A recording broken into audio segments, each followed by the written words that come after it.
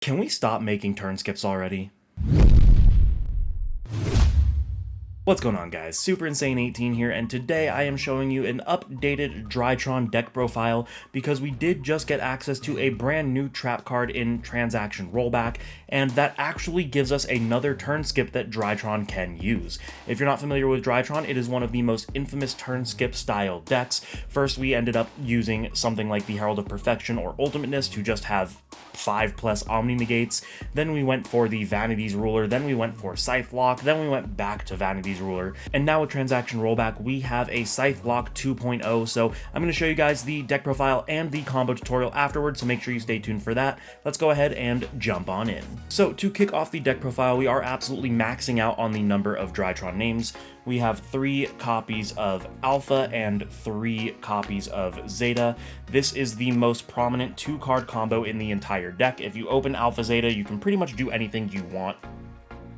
We have 3 copies of our Gamma, just because it is really good for recursion and late game if you get to that point, and 3 copies of Delta. This is more so just a consistency piece, giving you access to essentially free draws, and because all of the Drytrons are able to just freely summon themselves as long as you see either another name or a ritual, maxing out on these names makes your engine as consistent as possible. We have 2 copies of Diviner. Diviner is definitely one of those cards that you want to open, but you don't want to brick on, so 2 is definitely more than enough, especially because we are able to search it. And how are we searching it, you might ask? Of course, with the Cyber Angel Benten. These are what we mostly want to tribute off of our Drytron names, because if we tributed off our Drytron names, not only do we get to summon the Drytron and activate its effect, but we will get a search of any fairy from the Benten as well. And of course we have our Cyber Angel Natasha. This is a really good going second option, as well as a pseudo way to win in time by gaining life points if you are going turn 1, and it just gives you a lot of access to do a lot of things, stealing your opponent's monsters, using them to link climb, not once per turn, really strong. And the final ritual monster that we have is of course the Meteonis Draconids. This is just a really big boy to help you push for damage. We have 3 copies of Ash Blossom for our hand trap lineup, and that is going to line up the monsters. Onto the spells, we have our 3 copies of Drytron Nova. This is the Drytron specific emergency teleport, and it is very strong, and of course we can also search it with our copy of Fafnir, so it's almost like we are playing 4 copies of it, and just being able to special summon a Drytron name from deck can really get you in there. We are on our 1 copy of the ritual spell, Meteonis Drytron. This is recurable from the graveyard, so you really don't need more than 1 of it. We have our 3 copies of Cyber Emergency. This, of course, can search any of our Drytron names, so it just adds to the consistency. And we have 3 copies of Forbidden Droplet. Now, Forbidden Droplet is really good in a deck like Drytron because all of the Drytron names can summon themselves from grave, so you're not necessarily losing advantage by discarding them off of droplets. In a world where you're going second and your opponent has several monsters that you would like to negate, you can go ahead, ditch a few Drytron names, and then just summon them from the grave, and it's almost like you never lost them in the first place. We are on 3 copies of Triple Tactics Talent. This is, of course, a very hand trap heavy format, so you will expect to be hand trapped a lot, especially in a deck like this where the goal is to skip your opponent's turn. So being able to use Triple Tactics is very strong, regardless of which effect you're using it for. And we have a couple of 1-ofs in Called by the Grave and Foolish Burial. Called by the Grave, again, just super heavy hand trap format, so being able to stop them when you can. And then Foolish Burial to just put your names in the graveyard, because again, they are able to summon themselves from grave, so it works out really well. Then we have 3 copies of Infinite Impermanence. I guess this can also be part of the hand trap lineup, but just a generically good card. And finishing off the deck, we have the star of the show, Transaction Rollback, and the Ghost Meets Girl, the Mayakashi story, whatever it's called, saga. This essentially is the turn skip. For those of you that don't know, Transaction Rollback is able to copy the effect of a Trapping Grave, but it does not copy the cost. So instead of tributing a Mayakashi to prevent you from, both players from summoning, you just prevent both players from summoning, so it's pretty free. Let's show you guys the extra deck and then get on to the combo. The extra deck is going to be pretty straightforward. If you've seen any Drytron deck profile, you're probably going to see something really similar. There's really not a lot of room for variance. We have 2 copies, or rather 2 targets for our Diviner. That is going to be Natis and Herald of Arclight. Herald of Arclight is mostly what you're going to send, but in a later game where you want to just get rid of a card, or if you're going second, sending the Natis is just as good. Of course, the star of Drytron, the Mu Beta Fafnir. This card is just incredible. This is everything that Union Carrier was and more, obviously before Union Carrier got banned. We do have our one copy of Kikinagashi Fuko. This is really good because if you get hand trapped, this kind of guarantees that you live a turn if you're not able to play through the hand trap, but also, just as important, it does allow you to go into Downard and Zeus relatively easily because it does have the anti-destruction effect. Then we have our Beatrice. This is also the star of the show, because this is how we are going to set up the turn skip. On our turn, we're going to send one of the traps. On our opponent's turn, we're going to send the other trap, and there you have it, you have the turn skip. And finishing off the Xyz, we have a Typhon. Typhon is just a pretty good card. Again, being able to just slap it on top of a monster and break boards, pretty good. We do have a couple of Link monsters. We have one copy of Link Reba, just because we are, of course, on a level 1 strategy. We have our one copy of Barricade Board Blocker. This is actually surprisingly important because I ran into a couple of hands while testing where I opened one of the traps and had no way of getting rid of it. Barricade Board Blocker is the answer. You're just able to discard one of your cards, discard whichever trap you bricked on, and it's almost like you didn't brick. And then you have an additional send off Beatrice as well to send whatever you want, whether it's another name or who knows, just anything that you might want to send. We are on a IP and Little Knight. This is kind of a little counterintuitive because if you make IP but you also go for the turn skip, you're not able to use IP because the Mayakashi trap says both players can't summon except Mayakashis. So you're usually not going to make IP on your turn 1 if you're going for the turn skip, but it's a good option if the turn skip gets stopped or if you're not able to get there, and then of course you use it to go into your Little Knight.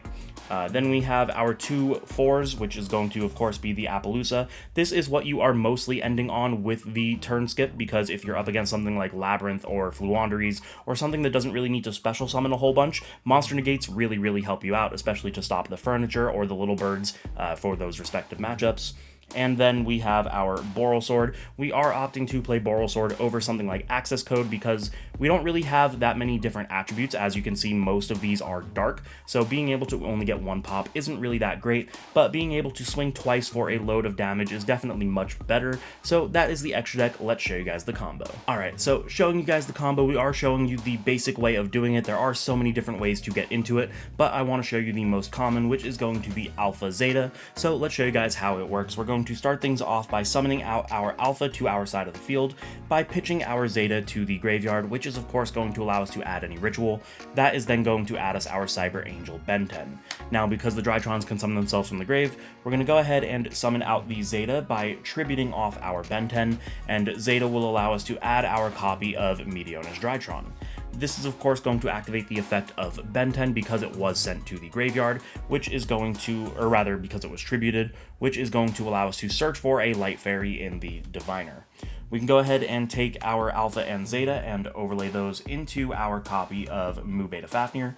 Mu Beta on summon is going to go ahead and Foolish Burial any Drytron name. In this case, it's going to be the Gamma. Next, what we're going to do is we're going to go ahead and summon out the Diviner of Herald, and using its effect on summon to send the copy of Arclight to our graveyard, which will activate the effect of Arclight, adding us our other copy of Ben 10. Now, before we do anything else, we do actually have to ritual summon. We're going to go ahead and activate Meteona's Drytron, using the effect of Fafnir to use one of the materials underneath it as the ritual summon fodder. Does not matter which one you use. That is going to then summon out the Ben 10 from our graveyard, because this allows us to ritual from hand or grave. Now that we have 2 level 6s on our board, we can go ahead and overlay them into our copy of Beatrice. Now, if you didn't know, the Diviner level modulates itself based on what it sends. Since I sent a level 4, it becomes a level 6. And now we can activate the effect of Beatrice, detaching one of the materials. I usually like to do the Ben 10, but it doesn't really matter. And this is going to allow us to send any card from our deck to our grave. In this case, it is going to be the Transaction Rollback. Now what we can do is we can activate the effect of the Gamma in our graveyard, summoning it out to our side of the field by tributing the Ben 10 in our hand, and that is of course going to allow the Gamma to reborn out our Zeta, or the Alpha. It's whatever you really got rid of off of the Mu Beta. But that is also then going to activate the effect of the Ben 10 that we just tributed. Ben 10 is going to go ahead and add us our copy of Natasha. Next, what we can do is we can activate the effect of the Meteona's Drytron in our graveyard, lowering the attack of either of these two Drytron monsters by 1,000 to add it back to our hand, and then we can go ahead and perform another ritual summon. We're going to go ahead and use the Meteonis Drytron. This is going to summon out our Natasha by getting rid of the last material underneath the Mu Beta, and then what we can do is, before linking everything away, we're going to go ahead and use the Natasha targeting our Beatrice. This is going to increase our life points by half of Beatrice's attack, so 1250, so we are now at 9250, and then we can go ahead and take all 4 of our monsters without the Beatrice and link them off into a 4 material Appaloosa. And now we are going to go ahead and pass our turn. So what this does is we still have 3 cards in hand, and we have the turn skip set up, because as soon as it's our opponent's draw phase, we're going to go ahead and use the Beatrice to send any card from our deck to the graveyard. This is of course going to send the new Mayakashi trap that we're playing, and now we can just shotgun out our rollback. Using the rollback, we can go ahead and banish it from our graveyard, paying half of our life points, targeting the Mayakashi trap, and now both players cannot special summon any monsters except for Mayakashis for the remainder of the turn, meaning unless your opponent is playing specifically Mayakashi, you probably win the game. You have 4 monster negates and the inability for them to special summon, so you are in a very good place, especially with 3 cards in your hand and a grave loaded of Drytron names, meaning that you are just able to combo off on the next turn. And there you have it. That is going to be my updated Drytron deck profile for the upcoming February 2024 format. Of course, this is a turn skip, which is just super degenerate, and I really don't like turn skip strategies, but part of my job as a YouTuber is to bring you guys all of the latest competitive content, and I do think that the existence of this is going to bring some of the Drytron players out of the woodwork, so make sure you are prepared. For those of you that don't want to have to deal with this, DD Crow is going to be a phenomenal card in the upcoming format, being able to snipe out the transaction rollback before they're able to activate it, or whatever trap you are afraid that they are going to target. It's probably just better to get rid of the rollback, but if you guys enjoyed it, you know the deal. Make sure to subscribe, hit the notification bell, like, comment, share with your friends. As always, don't forget to check out the channel sponsors Dueling Guard and Whatnot. Using our code Insane18 for Dueling Guard will get you 5% off your entire order, and if you sign up with our referral link for Whatnot, you will get a free $15 to spend on anything on their website. So thank you guys so much for watching. I will see you in the next one.